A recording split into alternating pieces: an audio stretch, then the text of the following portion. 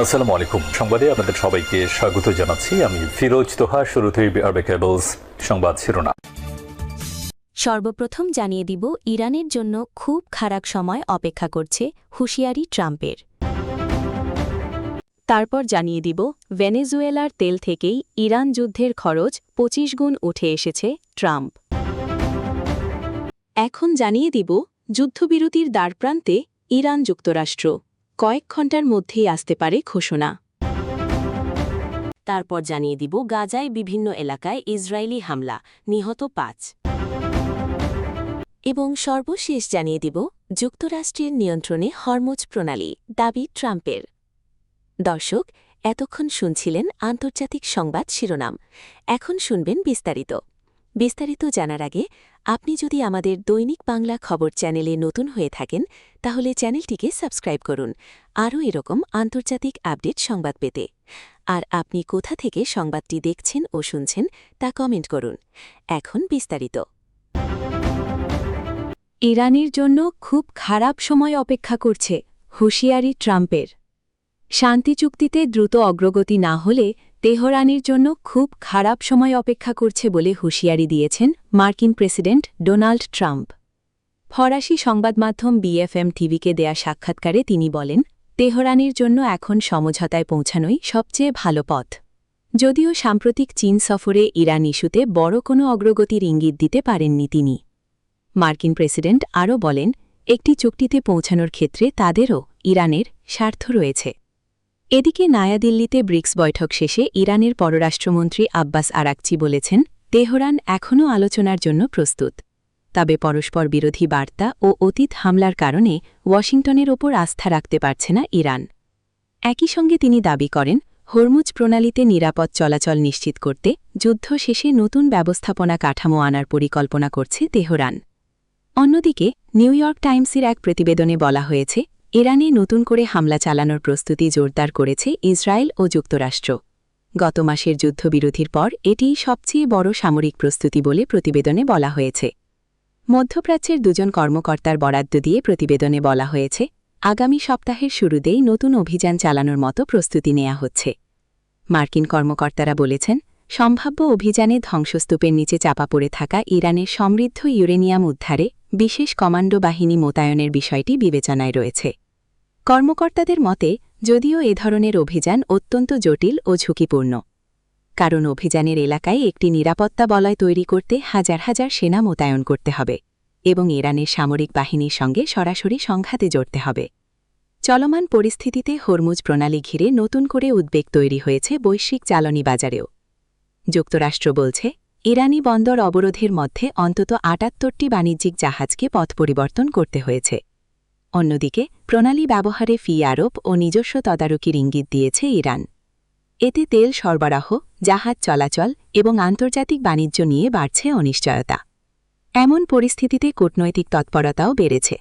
রাশিয়ার president Vladimir Putin ও আমিরাতের president Mohammad বিন জায়েদ ফোনালাপে রাজনৈতিক সমাধানের ওপর জোর দিয়েছেন।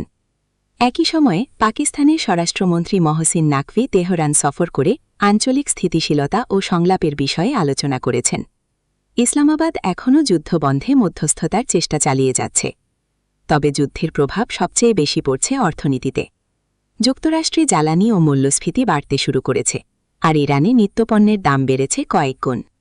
এমন পরিস্থিতিতে যুদ্ধবিরতি টিকিয়ে রাখা ও নতুন সমঝোতায় পৌঁছানো এখন মধ্যপ্রাচ্যে সবচেয়ে বড় কূটনৈতিক চ্যালেঞ্জ হয়ে উঠেছে।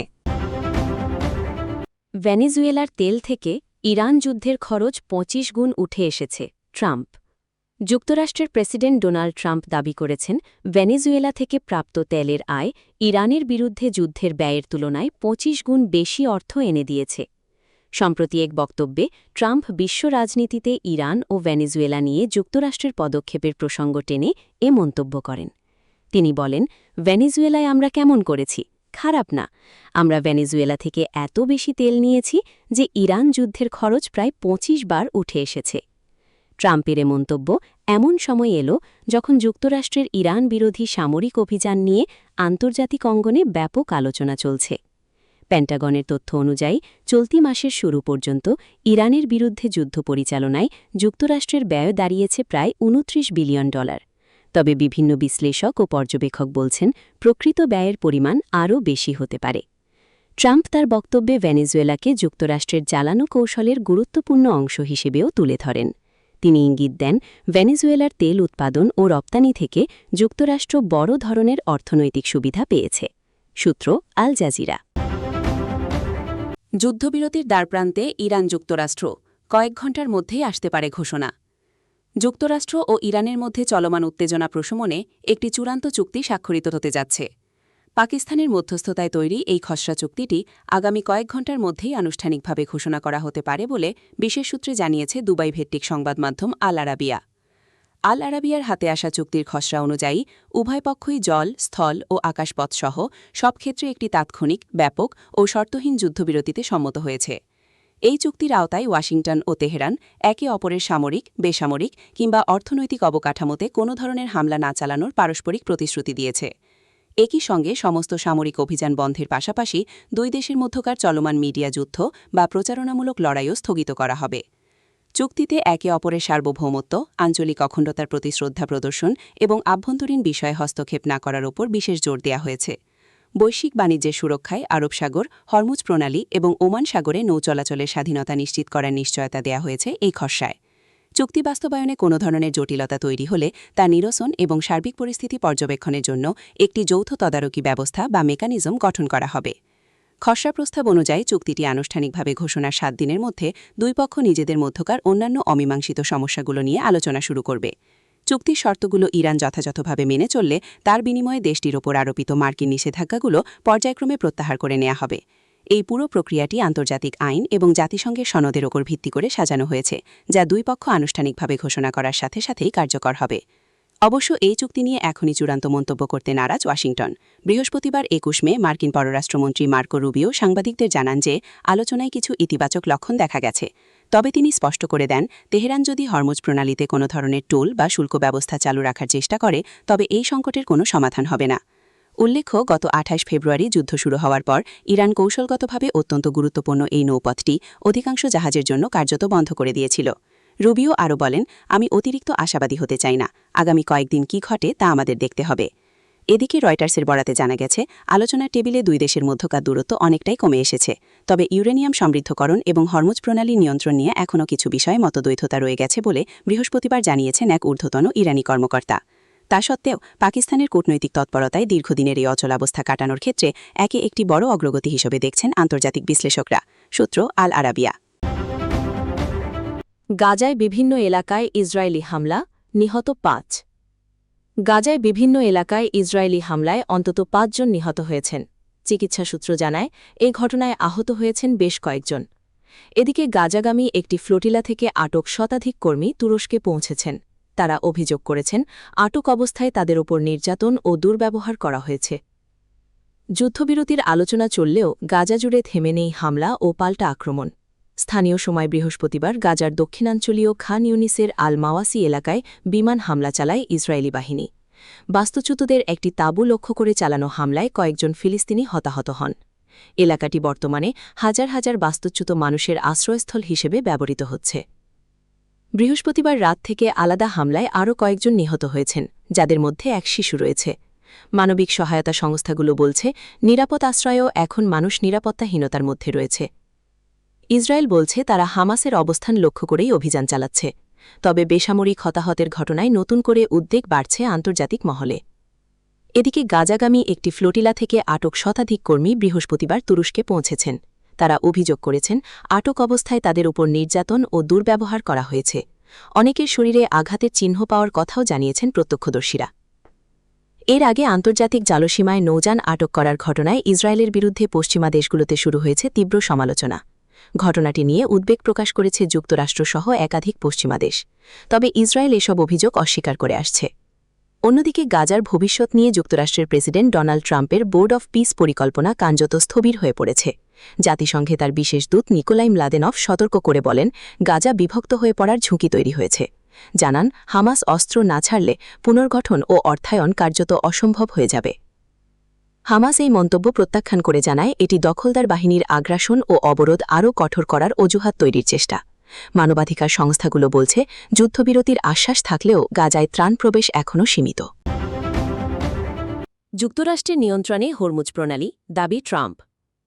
নৌ অবরোধের মাধ্যমে অত্যন্ত গুরুত্বপূর্ণ আন্তর্জাতিক জলপথ হরমুজ প্রণালী এখন সম্পূর্ণভাবে ওয়াশিংটনের নিয়ন্ত্রণে রয়েছে বলে দাবি করেছেন মার্কিন প্রেসিডেন্ট ডোনাল্ড ট্রাম্প। একই সঙ্গে তিনি কড়া হুঁশিয়ারি দিয়ে বলেছেন, ইরানকে কোনোভাবেই পারমাণবিক অস্ত্র তৈরি করতে দেওয়া হবে না এবং তেহরানের অস্বীকৃতি সত্ত্বেও মার্কিন বাহিনী শেষ পর্যন্ত দেশটির উচ্চ সমৃদ্ধ ইউরেনিয়ামের মজুদ নিজেদের কবজায় নিয়ে নেবে। বৃহস্পতিবার হোয়াইট হাউসে সাংবাদিকদের মুখোমুখি হয়ে মার্কিন প্রেসিডেন্ট প্রশাসনের এই কঠোর অবস্থানের কথা জানান। ডোনাল্ড ট্রাম্প দাবি করেন, যুক্তরাষ্ট্রের এই নৌ অবরোধ শতভাগ সফল হয়েছে এবং এটি ওই কৌশলগত জলপথে একটি ইস্পাত প্রাচীর বা স্টিল ওয়াল হিসেবে কাজ করছে, যা শত্রুপক্ষের সব ধরনের নৌযান চলাচলকে অবরুদ্ধ করে দিয়েছে। তবে এই কঠোর অবরোধের মধ্যেও তিনি উল্লেখ করেন, ওয়াশিংটন আন্তর্জাতিক এই নৌপথকে উন্মুক্ত ও শুল্কমুক্ত দেখতে চায়, যাতে বৈশ্বিক জাহাজ চলাচল স্বাভাবিক থাকতে পারে।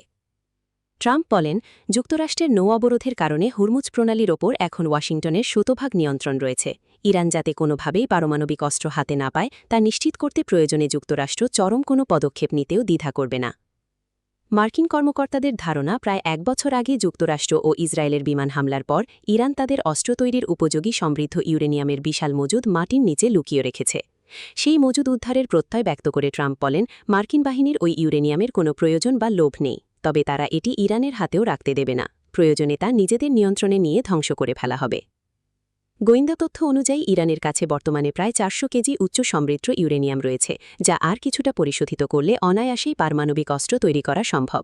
ফলে তেহরানের এই ইউরেনিয়ামের মজুদ উদ্ধার বা তা নিষ্ক্রিয় করাই এখন ট্রাম্পের সামরিক ও কূটনীতিক কৌশলের প্রধান লক্ষ্য হয়ে দাঁড়িয়েছে।